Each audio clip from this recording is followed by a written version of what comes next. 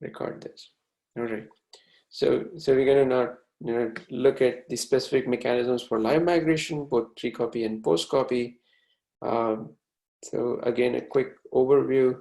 Live migration means we're taking this entire software stack, which is encapsulated within the virtual machine, the OS and all its applications, and then sending it to another physical machine, a destination machine, where the virtual machine would continue running as if nothing happened, as if it was not even interrupted, right? So during this entire migration process, we're going to migrate the memory state, the IO device state, then the CPU execution state over to another physical machine. Okay, and the general idea here is that it is that there will be a migration manager in the hypervisor. It's usually another process that sits besides the virtual machine, and then this migration manager is going to take the entire state of the VM and send it over a TCP connection over the network. So there's another migration manager at the destination, so they establish a TCP connection, and basically take the entire state of the virtual machine, serialize it into a byte stream, and then send it over the TCP connection to the destination. Here at the destination, the migration manager will unpack the VM, its memory contents, IO device CPU, then reconstruct the VM back and start running it wherever it left off there. Okay, and our goal is that in this entire process, we want to have least possible disruption to the user experience. Okay. All right. Any questions so far?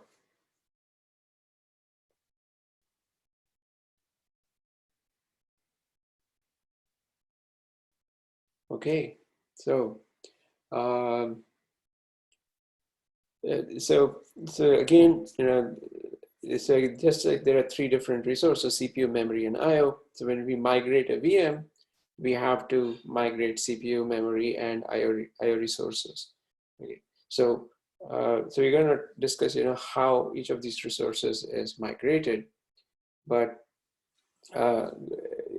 usually memory is like the biggest component of the resource. Like it's the most amount of data. So out of all the bytes that are sent over this TCP connection, the memory occupied by the virtual machine, its processes, that's the biggest resource. The actual CPU state, the contents of the register, the IO device state, what the IO operations, they're usually very few bytes.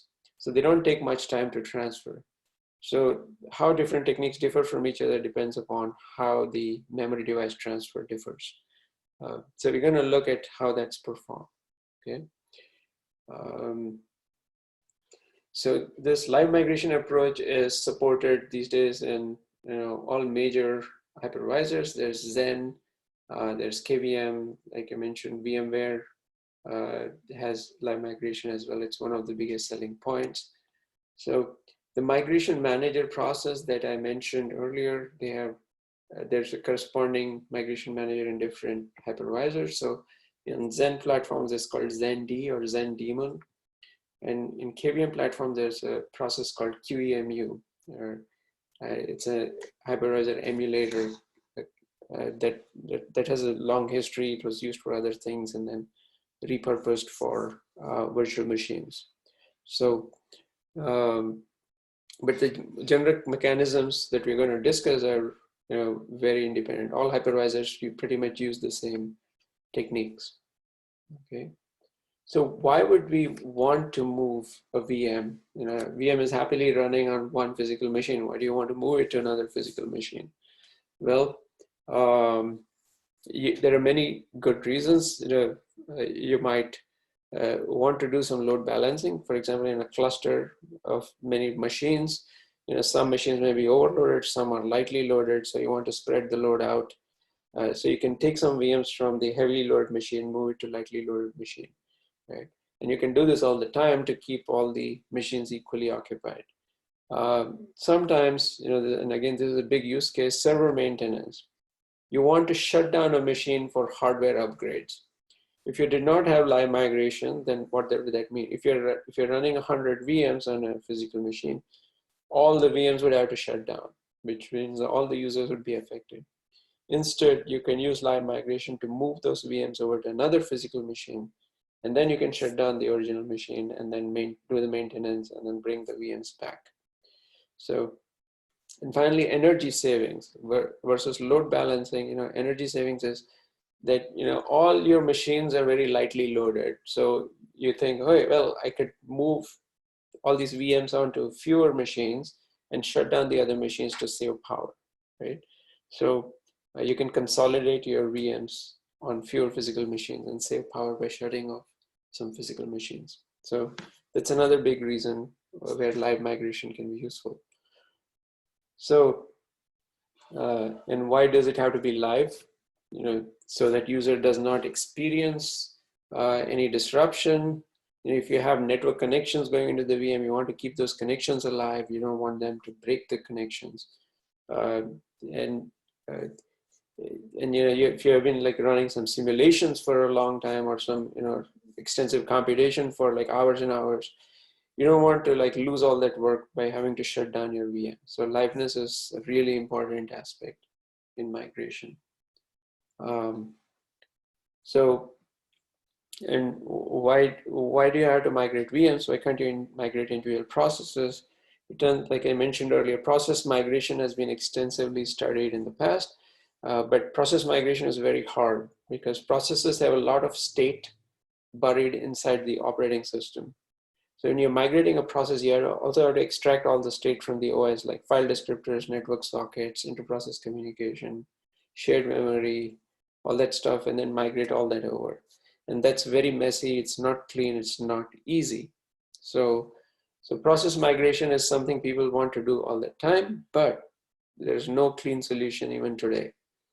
So, but VM, everything is very clean and enclosed in a box. So you can take the box, move it over, and everything will work without problems. So VM migration is very practical and doable compared to process migration. There's a question from Aditya: how file system is handled by a migration manager? When VM is transferred from one physical machine to another, what are the requirements? So, like, going back to this picture, there is, first of all, file system is an OS level concept, right? What that means is that, in a physical machine only sees a hard disk, right? A block device, whereas the OS then construct a file system on top of that block device and then organizes its files and everything. So what the virtual machine, when you create a VM, what you give it is a block device. You give it a disk, virtual disk. And then the guest OS can create a file system within it and do whatever it wants. So when you are migrating a virtual machine, you're also migrating the internal state of the guest OS. So you're migrating the state of the file system over, all right? And of course, the question is, where is that disk that we are giving to the virtual machine? That disk can, of course, if the disk is here, local to the source machine, then we would have to transfer the contents of the physical disk over to the destination disk as well, right? But oftentimes on a local area network where source and destination are within the same network, then same subnet, for example, same LAN, then your disk could be accessed over the network. So disk may be accessible from the source machine as well as destination machine. You might use something like network file system to access the disk from the source and destination. So in that case, you don't have to migrate the storage. You just migrate the VM and the storage is accessible over the network to the destination machine, okay? The only time you have to transfer the entire disk is for wide area migration. Like you say, I have a data center on the East Coast and there's like a hurricane coming in and I have to migrate the VMs, all my VMs to the West Coast. And there may not be a shared storage between East Coast and West Coast. So you have to migrate all the storage content. So if people do that, that's possible. And, but that's only for wide area migration. So that's a long answer to your question. You don't have to migrate the file system. You have to migrate the raw storage if it's not shared over the network. Does that make sense? Okay. Right. So, so what are the goals when we do migration? We can optimize for different objectives, right? And so it's important to understand the objective. Different objectives give you different types of migration. So liveness means that we want to have least disruption, which means that we want to minimize something called downtime. How long during the migration is your VM not running? It's not doing any useful work. Then there is total migration time. Like from the start of the VM migration to the end of the VM migration, the time you issue a migrate command to the time the VM is completely at the destination and running. So how long is from the beginning to the end? That's a total migration time, right? So total migration time is different from downtime. Downtime may be only a short period of time during the migration, but total migration time may be much larger. You may have many minutes of total migration time, only a few milliseconds of downtime. Okay, so there are two different metrics. Another metric is, when you're migrating a VM, there are also other VMs running in the same system, right? So migration itself is very intensive. You're taking a whole bunch of gigabytes of memory and transferring it over to another computer. So that takes up a lot of resources on the source machine and the destination machine. So it can interfere with other VMs that are running on the system. It can slow them down. It can take up network bandwidth. So how do you minimize that interference? Not just network, but also like CPU resources, for example.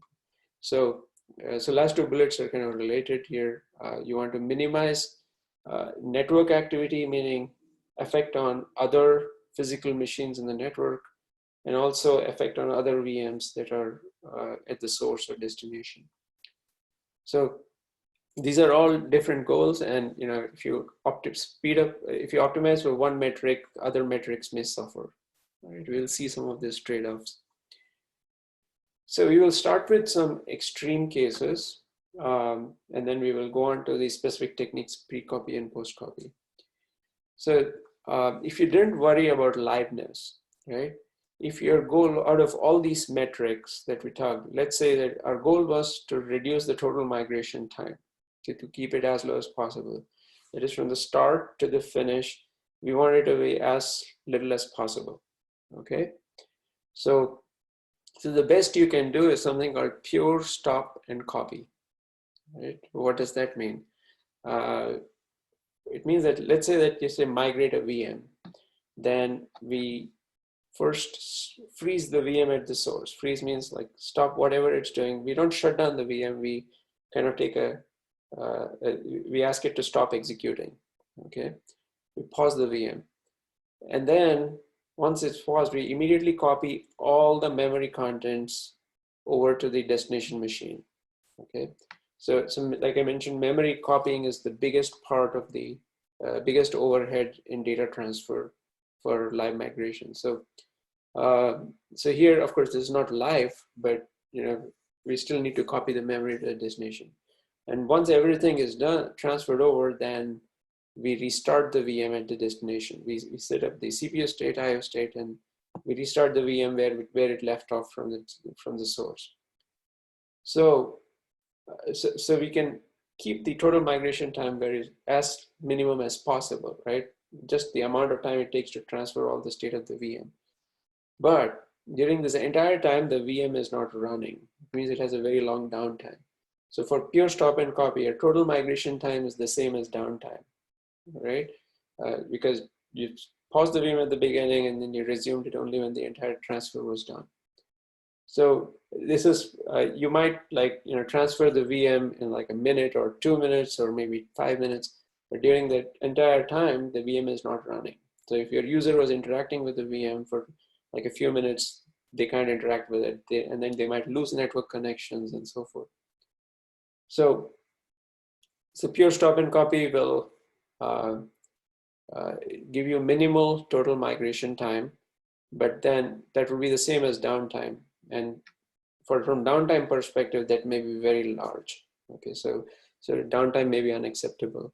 in these cases, right? So the other extreme, let's say your goal was only to minimize the downtime, then you could do something called pure demand paging.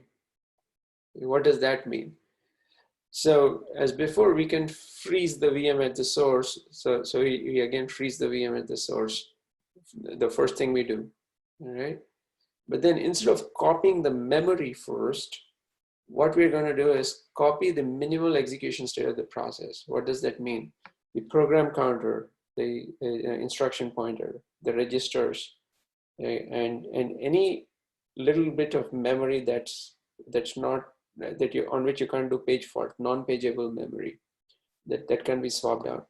So you take a least amount of the state of the VM and transfer it to the destination, and you leave all the other memory behind. You don't transfer all the memory because that's what takes up the most time, right? So you take this little bit of state, transfer it over to the destination, and then although all the memory is not yet there, you can restart the VM at the destination, okay? So why can you restart it? Well, you have the program counter, you have the registers, and you have some minimum amount of memory that, that's needed by the OS, just enough to get it started, right? So, but what would happen? Our migration is not yet done. All the memory of the VM is still at the source. So now when this VM starts running, it's going to cause page faults, right? It tries to access some virtual address, and that address, virtual memory, the page table, especially the EPT part, the second level page table may not be populated because the memory hasn't been brought in. So that will cause a page fault. And then when we get a page fault, the hypervisor at the destination would ask the source, can you give me this page, please? Right? So you can pull the memory contents from the source whenever there's a page fault on a particular page, right? So, and then you can gradually pull one page at a time every time there's a page fault. So this is, why did we do this? Well, from the first three steps, from freezing the VM to restarting the VM, it's a very small amount of time. So the downtime is really, really low. Right? The amount of time that the VM wasn't running is really low, okay? Like in the order of milliseconds usually. So, but then if you think about the total migration time from the start to finish, you can't call the migration complete till all the memory has been transferred over to the destination. So, and that happens only when there's a page fault. So whenever the VM has a page fault, it copies a page over and another, and that may keep going on forever. So your total migration time becomes very large, right? Actually the VM may never complete migrating because some pages may never be accessed, so there's no page fault, and you don't ask the source for those corresponding pages. So, and also another problem is that page faults are being serviced over the network.